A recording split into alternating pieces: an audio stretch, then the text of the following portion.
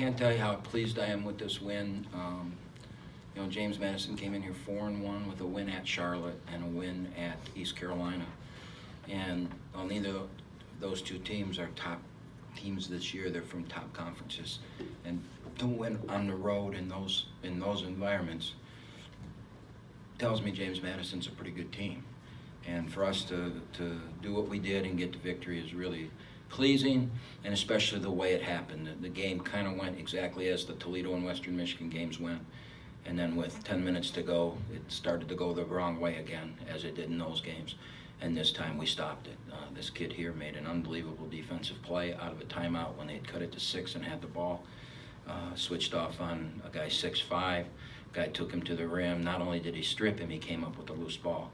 And that toughness and that type of play in the clutch completely changed the game around. I think we came down and made a 3 or something happen, and all of a sudden we were up double digits again. And those you can only learn those things. You can't teach them, and you have to be there. And there were a lot of learning moments tonight. We made some mistakes again, but we're going to learn from those mistakes, and we're going to get better. And I'm very, very pleased with tonight. Questions for players? Braden, what went through your mind when you were told you were starting? Not much, really. Just the same mindset as I had earlier when I was coming off the bench. Just do whatever to help this team win. Braden, you've been getting some big minutes lately, and didn't miss a single shot today. What's it kind of do for your confidence as a freshman? Yeah, it definitely helps. Not even just because I'm a freshman. With everyone, when shots go in, the basket gets bigger. So they're going in right now, and I'm confident. Xavier, they made a real concerted effort to double team you every single time you got the basketball, yet you didn't force it here today. Do you feel like that's continuing your evolution as a scorer? Yeah, you know, if they double, I know that we have guys that can score, we have guys that can shoot, so I'm confident in them. So with that, if I see the double team, you know, what goes through my mind is make sure I can get them the ball so they can score. Who'd you rather pass it to right now, Steph Curry or Brad Brechting? Brad Brechting. Brad Brechting. I'm not going to win no Horizon League championship with Steph Curry. I won one with Brad Brechting.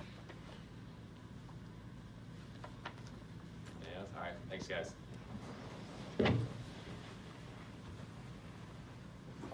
Questions for Coach? Coach, how long did it take to do that hair? Probably 30 to 45 minutes at the hairdresser. I mean, we tweeted out pictures of her doing it. Matt Norlander from CBS Sports tweeted them out. So it was a process. She did a really nice job, and I look really good. Speaking of a process, you talk about the process of learning to win. What takes longer, that process of learning how to win or getting your hair dyed pink? Well, I'm going to tell you something. That play this kid made, you know, that was an unbelievable defensive play, and it's why we recruited him. We recruited him. He played on an AAU team that won the national championship, his 16 and under, and he played with Foster Lawyer, and who's at Michigan State, and a kid who's at, actually there's a kid on this team, I can't remember what number, 23 I think, and then a kid at Kithier was on that team. He's at Michigan State. VCU has a kid that, I mean, they were really, really good, and the reason we recruited him is because at that level he could guard, and he's not going to make many mistakes.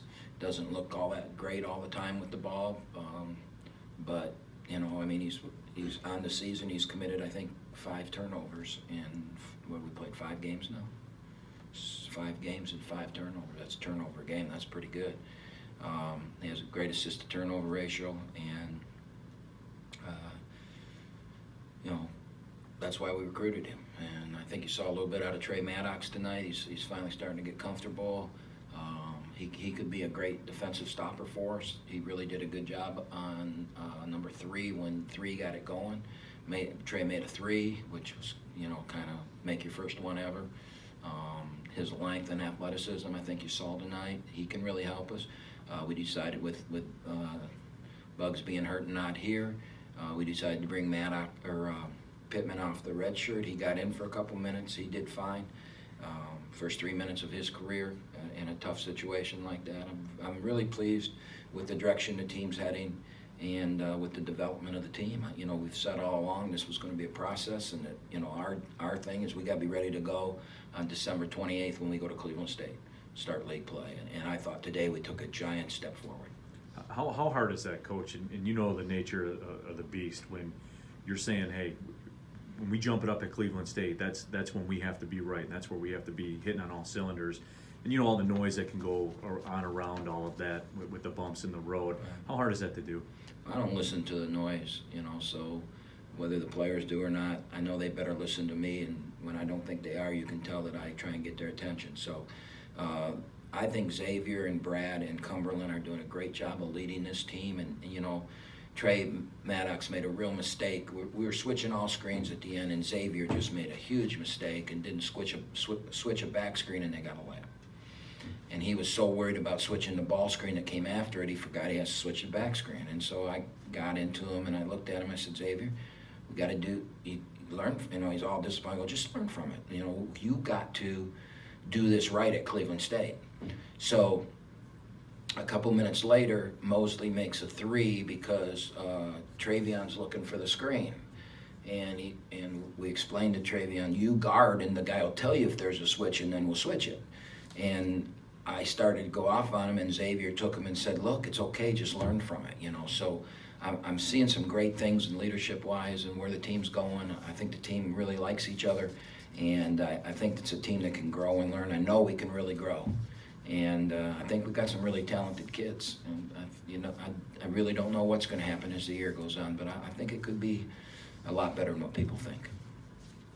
Coach, you talked earlier in the season that you were worried about rebounding, and you guys got out-rebounded today by 9. Is that something you just got to keep working on? Actually, I talked earlier in the year that I thought rebounding would be our strength, and it hasn't been. And tonight it was god-awful.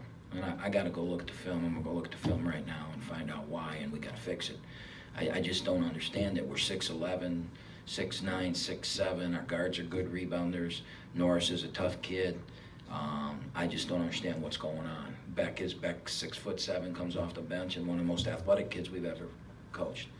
Maddox is 6'5" and an athlete. So I don't. You know, Beck had 5 rebounds in 20 minutes today. Brechting had 7 and 25. So the two of them who played the same, you know, combined for 12. But that team had 16 offensive rebounds. And it's not our rebounding, it's our defensive rebounding. It scares me.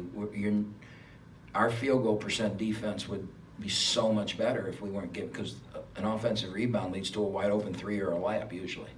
And that's, you know, so you get them to miss and then you get the rebound and lay it in. You can't guard that.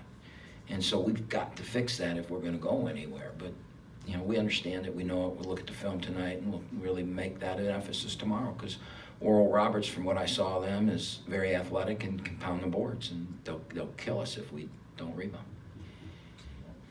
It was said that that Braylon wasn't going to play this weekend. Is there a timetable for his return at all? No, I have no idea. No idea.